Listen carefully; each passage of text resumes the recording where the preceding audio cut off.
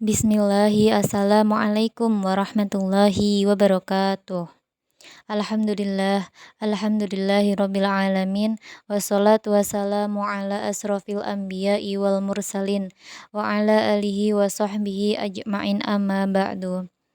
Kami dari kelompok 3 akan mempresentasikan hasil diskusi dari kelompok kami yang berjudulkan Public Relations sebagai fungsi manajemen. Langsung saja. Pertama-tama saya akan memperkenalkan anggota dari kelompok 3.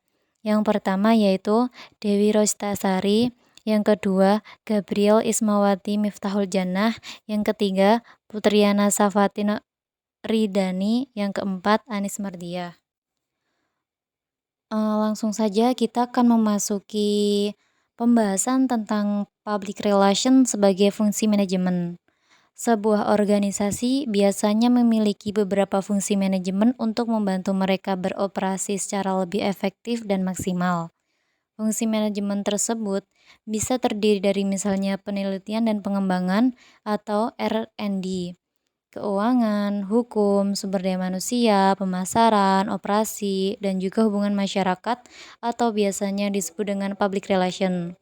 Masing-masing fungsi ini dibuat agar dapat berkontribusi terhadap keberhasilan organisasi. Sebagai fungsi manajemen, public relation harus memiliki sikap 1. Konektif, 2. Efektif, 3. Konaktif.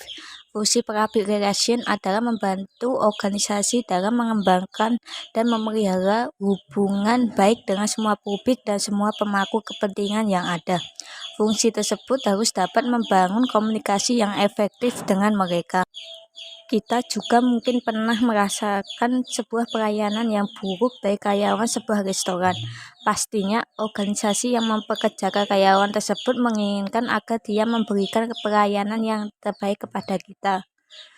Namun, karena ada arus komunikasi yang macet, misalnya manajer dari karyawan tersebut tidak dapat menjalankan fungsinya sebagai seorang komunikator yang efektif bagi para anak buahnya, maka hasil akhirnya ada ketidakpuasan pelanggan.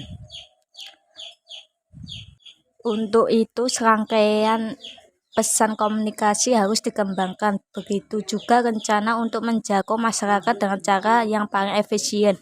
Jika target perusahaan adalah orang muda, maka kita harus memilih media yang tepat sasaran untuk publik strategi ini. Misalnya melalui media sosial seperti YouTube dan Twitter. Lembaga pendidikan kehumasan perlu menunjukkan komitmen dan langkah-langkah nyata peningkatan kualitas dengan mengambil prakasa. A. Peran hubungan masyarakat. Secara umum, para profesional hubungan masyarakat adalah manajer komunikasi yang mengatur dan mengintegrasikan aktivitas komunikasi atau teknisi komunikasi yang menulis dan membangun pesan kehumasan kepada publik. 1. The Communication Manager. Tugas dari manajer komunikasi adalah merencanakan dan mengolah program-program public relation, memberikan advice kepada pihak manajemen, membuat kebijakan komunikasi, dan memonitor pelaksanaannya. Manajer komunikasi ini memiliki 3 tipe, yakni sebagai berikut. Expert fleksibel atau pemberi solusi ahli yang bertugas meneliti dan memetakan masalah-masalah public relation serta mengembangkan program untuk mengatasi masalah-masalah tersebut. Problem sampai solve proses fasilitator atau fasilitator pemecah masalah yang bertugas membantu mengatasi masalah komunikasi, berperan sebagai konsultan atau penasihat dalam perencanaan dan pelaksanaan program public relation. Communication Facilitator atau fasilitator komunikasi berperan sebagai fasilitator komunikasi antara lembaga dengan publik atau sebagai jembatan komunikasi dan sebagai media atau penengah bila terjadi miskomunikasi. Peran semacam ini dibutuhkan pada perusahaan yang memiliki sedikit ancaman namun banyak atau sering mengalami perubahan fasilitator komunikasi. Memposisikan public relation bertindak sebagai komunikator atau mediator untuk membawa pihak manajemen atau pimpinan organisasi dalam hal untuk mendengar apa yang diinginkan dan diharapkan oleh publiknya.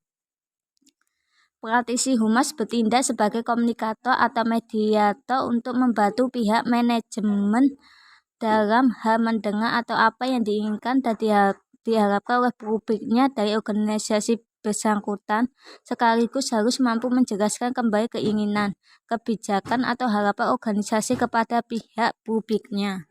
Yang kedua adalah manajemen by objective atau MBO. MBO ini adalah pendekatan sistematik dan terorganisasi yang menekankan pada pencapaian sasaran organisasi. Jadi, jika kita menulis sebuah resep yang mudah diikuti dan kita memiliki keterampilan personal dalam memasak, maka kita harus percaya diri dengan apa yang kita masak. Jadi, istilahnya ya masakan kita itu harus enak gitu, walaupun kita yang makan sendiri. Yang selanjutnya kita menulis sebuah resep. Jadi MBO ini mensyaratkan kita untuk membuat keputusan strategi tentang apa yang kita berikan atau yang kita layani. Jadi berapa banyak yang kita ingin layani, siapa saja orang yang menjadi sasaran pelayanan kita, dan kapan mereka akan datang. Jadi kita menyesuaikan komposisi menurut anggaran kita sendiri gitu. MBO dapat membantu kita untuk mengidentifikasikan mana saja komposisi kampanye yang tidak bisa dikomposisikan. Pendekatan MBO juga dapat menyediakan fakta-fakta dan alasan persuasif gitu yang akan kita butuhkan untuk meyakinkan para pembuat keputusan kunci bahwa komposisi kampanye yang kita identifikasikan benar-benar penting. Kita sebagai humas, jurnalistik in resident yang hanya menyediakan layanan teknis komunikasi atau yang dikenal dengan metode of computation in organization. Dengan adanya peran humas ini diharapkan untuk menjadi mata dan telinga, jembatan, serta tangan kanan bagi top manajemen dari organisasi. Humas juga mampu mendengarkan apa yang diinginkan dan diharapkan publiknya dari perusahaan yang diwakilkan, sekaligus mampu menjelaskan kembali keinginan, kebijakan, dan harapan perusahaan bagi publiknya. Berkaitan dengan peran humas, jadi ada dua, yaitu membina hubungan ke dalam atau publik internal. Jadi yang dimaksud publik menjadi bagian dari unit badan atau perusahaan atau organisasi itu sendiri gitu. Yang kedua, membina hubungan keluar. Jadi kegiatan humas atas orang-orang atau anggota masyarakat di organisasi, baik yang ada kaitannya dengan organisasi maupun yang diharapkan atau diduga ada kaitannya dengan organisasi. Gitu. Jadi boleh di luar organisasi juga bisa di dalam organisasi.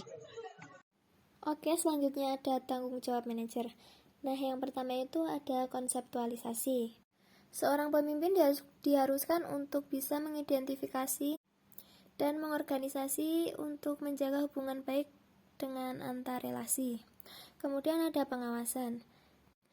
Pengawasan di sini digunakan untuk mengantisipasi dan mengevaluasi peluang serta tantangan yang muncul dari hasil interaksi antara organisasi dengan organisasi lain maupun masyarakat.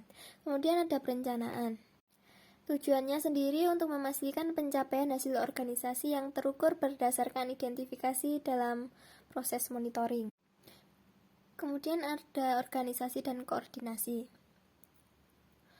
Tujuannya sendiri adalah untuk pelaksanaan program-program public relation dapat berjalan efektif dan efisien sesuai dengan rencana dan tidak ada kendala suatu apapun.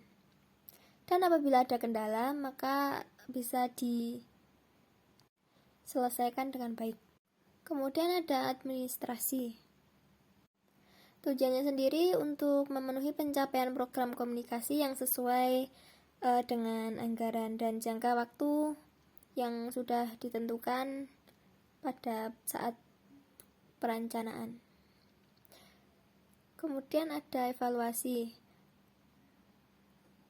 Tujuannya sendiri agar pertanggungjawaban dan kepercayaan masyarakat menjadi pedoman untuk membuat program komunikasi di masa depan agar semakin baik. Oke, yang terakhir ada studi kasus. Di sini kami menggunakan contoh kasus First Travel. Nah, kasus penipuan oleh First Travel mulai terkuak pada Maret 2017, ketika sebagian calon jemaah gagal berangkat. Padahal mereka sudah membayar lunas, bahkan ada sebagian yang membayar biaya tambahan agar bisa berangkat lebih cepat. Jumlah para korban First Travel terus membengkak seiring dengan dibentuknya posko pengaduan calon jemaah. Puluhan ribu orang tak kunjung mendapat jadwal keberangkatan umroh meski sudah dijanjikan. Pada Agustus 2017, juga terkuak bahwa First Travel masih menunggak utang sebesar 80 miliar untuk hotel dan konsumsi sebesar 24 miliar, serta penyedia jasa visa sebesar 9,7 miliar. Berkas penyidikan First Travel dirampungkan polisi pada awal Desember 2017 dan diserahkan ke jaksa lengkap dengan barang bukti dan ketiga tersangka.